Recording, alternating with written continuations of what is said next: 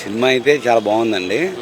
అయితే ఏంటంటే ఈ ఫ్యాన్స్ ఈగో హర్ట్ అయిపోయి ఆడి సినిమా నాశనం చేద్దాం మా వాడు ఒక్కడిదే ఆడాలి అని ఎలా ఎవరికి వాళ్ళే ఫ్యాన్స్ వాళ్ళందరూ తయారైపోయారండి. ఎంతసేపు మా హీరో ఒక్కడే హిట్లు కొట్టాలి, మా హీరో ఒక్కడే ఆడాలి, మా హీరో ఒక్కడే పైకి రావాలి, ఇదే విధంగా ఫ్యాన్స్ అందరికీ తయారైపోయింది. ఎంతమంది ఎవరు ఏమనుకున్నా వాళ్ళకి తెలియని విషయం ఏంటంటే, అరే ఒకడు బాగుంటే మిగతా వాళ్ళు కూడా బాగుంటేనే అందరూ బాగుంటాము, నేను ఒక్కడనే బాగుండాలనుకుంటే మిగతా వాళ్ళు కూడా నాశనం అయిపోతారన్న విషయం వాళ్ళకి అర్థం కావట్లేదు. దీనికి తగ్గట్టు సినిమా బాగున్నా సరే ఈ మౌత్ టాక్ వల్ల నాశనం అయిపోతుంది. ఇలా నాశనం చేసుకుంటారంటే రేపు ఎవరైనా ప్రొడ్యూసర్ ముందుకు వచ్చి సినిమా తీయాలంటే ఎవరు తీరండి. ఎందుకంటే ఎవరైనా సినిమా బాగుంది డబ్బులు రావాలనే చెప్తారు. ఇలాగ ఫ్యాన్స్ వాళ్ళు ఎవరికాళ్ళే ఇలా చేస్తుంటే ఇవాళ కాకపోయినా రేపైనా ఆ ప్రొడ్యూసర్కి తెలిసింది, పలానా ఫ్యాన్స్ ఇలా చేస్తున్నారు, పలానా ఫ్యాన్స్ ఇలా చేస్తున్నారని. అలా చేయడం వల్ల ఏమైందంటే అతను 100 కోట్లు ఖర్చు పెట్టాలి సినిమాకి, రేపు నుంచి 20-30 కోట్లు ఖర్చు పెడతాడు. అలా ఖర్చు పెడతాం వల్ల ఏమైందంటే సినిమా క్వాలిటీ తగ్గిపోయింది. ఇప్పుడు దీనిలో చరణ్ని అసలు ఏ విధంగా చూపించాలో ఆ విధంగా చూపించారు. సంఘానికి ఎలా న్యాయం జరగాలి, ప్రజలకు ఎలా న్యాయం జరగాలి, లేకపోతే మనిషి ఎలా బ్రతకాలి, ఎలా ఉంటే లోకం సస్యశ్యామలంగా ఉంటుంది, ఇలా కరప్షన్ లేకుండా ఉండాలని సినిమా తీశారు. కానీ ఎవరికి జనాలకి ఏంటంటే పాజిటివ్గా స్పందించరు. నెగిటివ్గా ఉంటేనే ఎంతసేపు సినిమా తీస్తారు.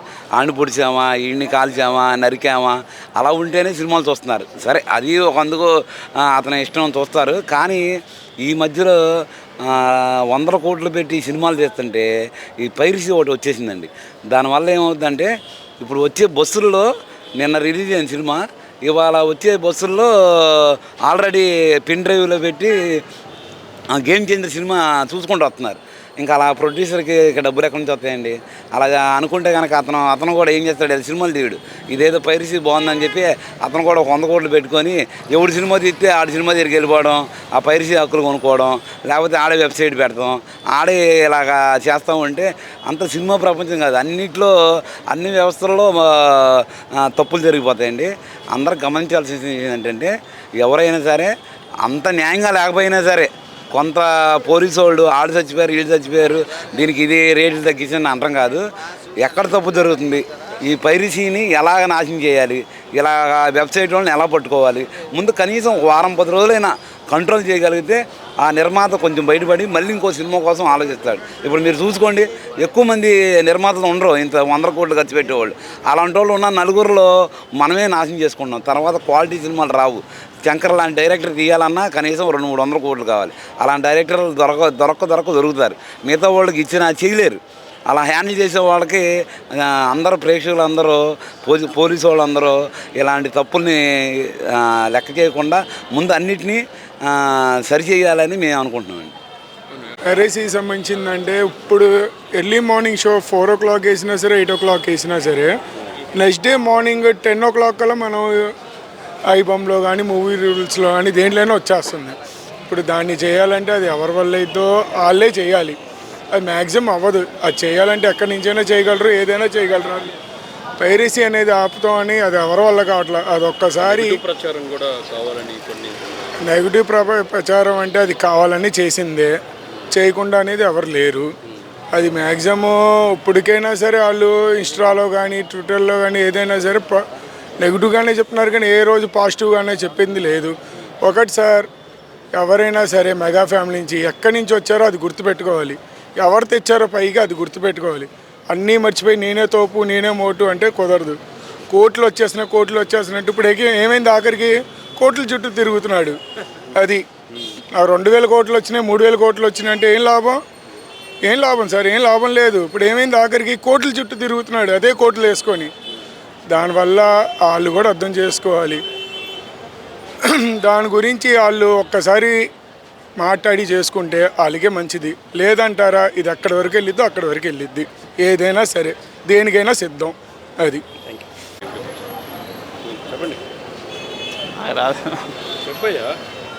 సినిమా బాగుందండి, చూడొచ్చు. అంత కోట్లకు వచ్చి పెట్టి ఇలా పైరసీ ఉంటే పైరట్ని అరికట్టాలండి. అరకట్టకపోతే ఇంక సినిమాలు ఆడవు, ముందుకెళ్ళారు. ముందు అరికడితేనే సినిమాలన్నీ ఆడతాయండి, అంతే. కావాలని ఎందుకు ప్రచారం చేస్తారు? అది ఏదో ఉంటుంది, మనకు తెలియదు అండి.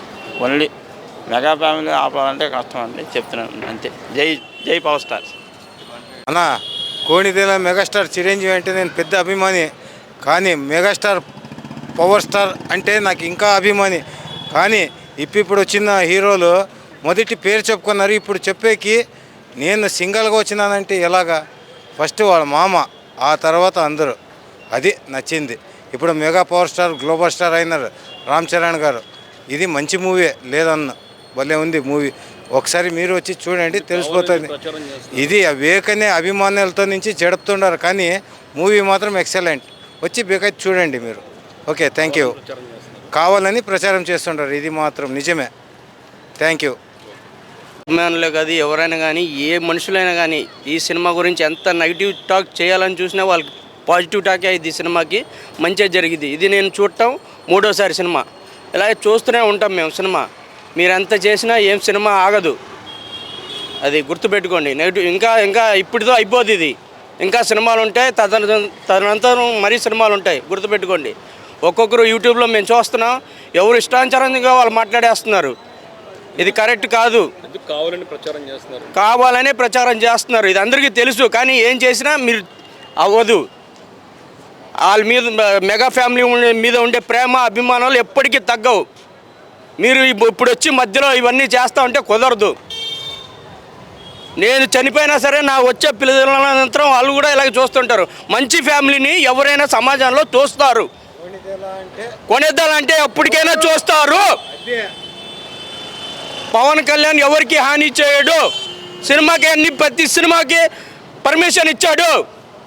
వ్యక్తిగతంగా సాధించాలంటే అలాంటి వ్యక్తిత్వం లేని వంశమే కొనేద్దాల వంశం.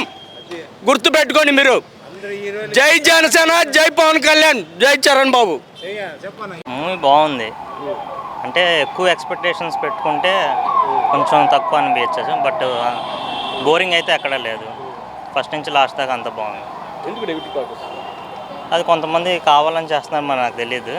బట్ మూవీ చూడడానికి బాగుంది, ఎక్కడ బోర్ లేదు.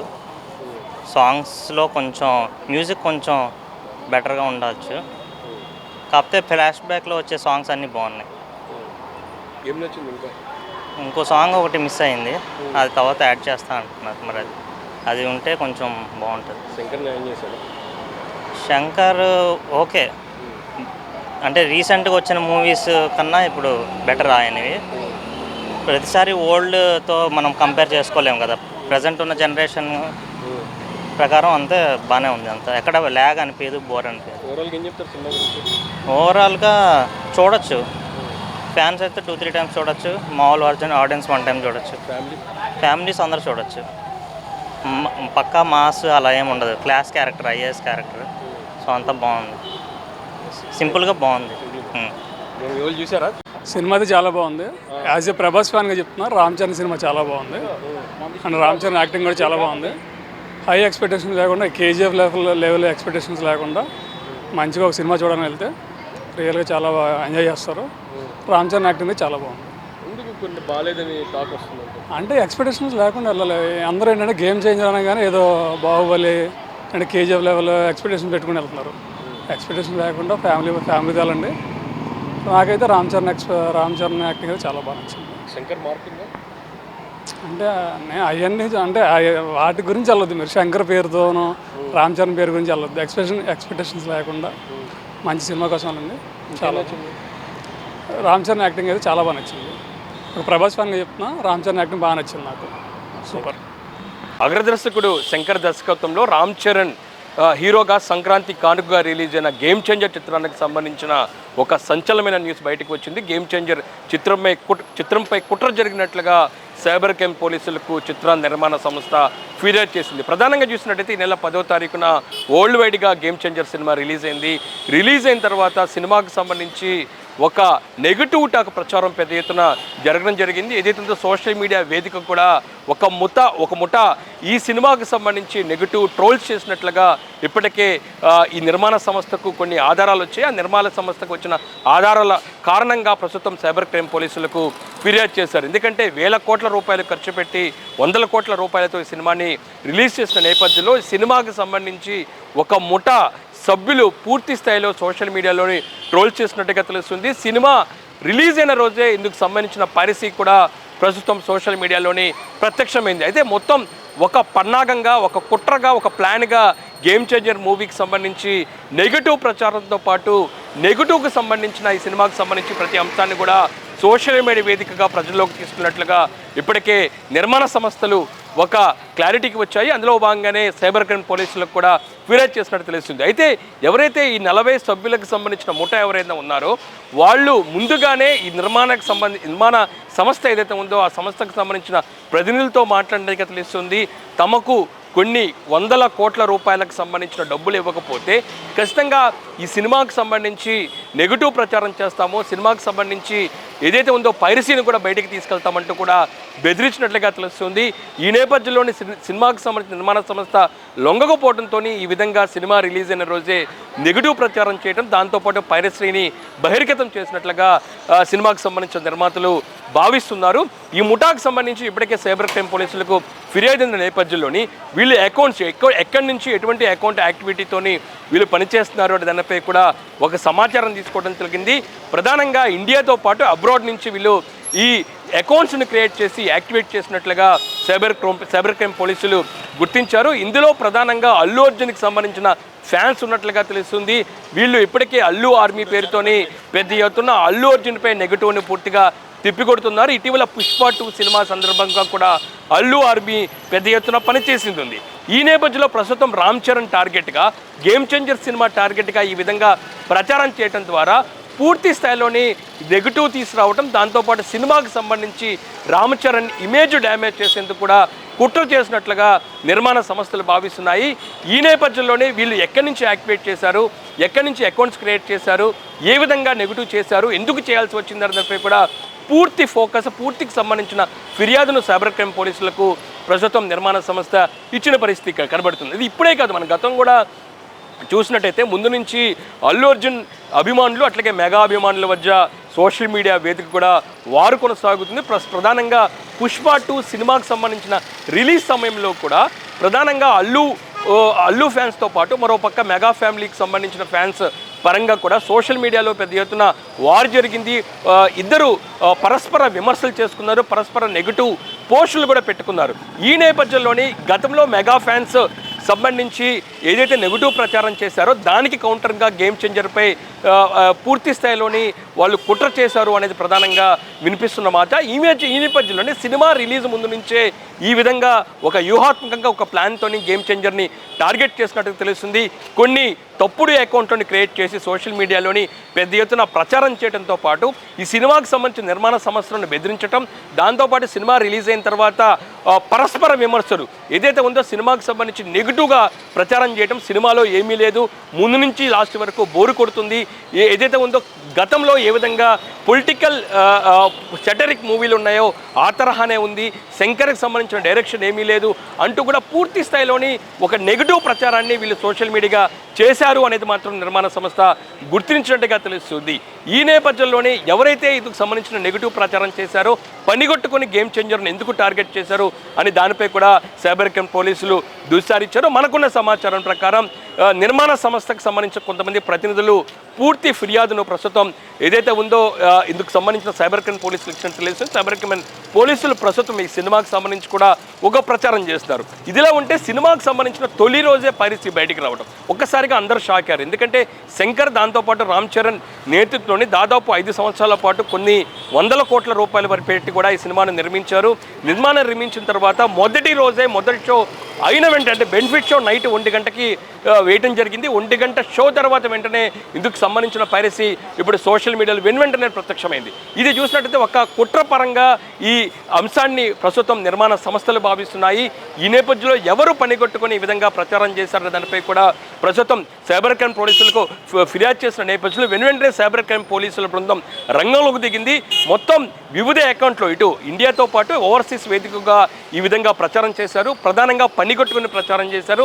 ఇందులో అల్లు అర్జున్ ఫ్యాన్స్తో పాటు మరోపక్క ఎన్టీఆర్ ఫ్యాన్స్ ఉన్నట్లుగా తెలుస్తుంది. అంటే ఈ ఫ్యాన్స్కి సంబంధించిన అభిమాన సంఘాలకు సంబంధించి కావాలని చెప్పి ఆ పేరు పెట్టుకొని ముందుండి ఈ విధంగా కుట్ర చేశారా లేకపోతే కావాలని చేశారా దానిపై కూడా ప్రస్తుతం పోలీసులకు అందిన ఫిర్యాదు మేరకు సైబర్ క్రైమ్ పోలీసులు దుస్సరించారు. పూర్తి స్థాయిలో గేమ్ చేంజర్ను ఒక నెగిటివ్ టాక్ తీసుకురావడం, గేమ్ చేంజర్కి సంబంధించిన వసూలు తగ్గించడం, దాంతోపాటు శంకర్ దాంతోపాటు రామ్ చరణ్కి సంబంధించిన ఇమేజ్ డ్యామేజ్ చేసే కుట్రలో భాగంగా పనిగట్టుకుని ఈ 40 సభ్యులకు సంబంధించిన బృందం నెగిటివ్ ప్రచారం చేసినట్లుగా నిర్మాణ సంస్థ గుర్తించింది. అందులో భాగంగానే ప్రస్తుతం సైబర్ క్రైమ్ పోలీసులకు ఫిర్యాదు చేశారు. సైబర్ క్రైమ్ పోలీసులు విచారణ మాత్రం ప్రస్తుతం కొనసాగిస్తున్న పరిస్థితి కనబడుతుంది. చూడాలి ఇందులో ఇటు అల్లు అర్జున్ దాంతోపాటు మెగా అభిమానుల మధ్య వారిలో భాగంగా అల్లు ఆర్మీ పేరుతో చేశారా లేకపోతే వివిధ కారణాలు ఉన్నాయా దానిపై కూడా పోలీసులు పూర్తి స్థాయిలో ఫోకస్ పెట్టి విచారణ మాత్రం కొనసాగిస్తూ ఉన్నారు.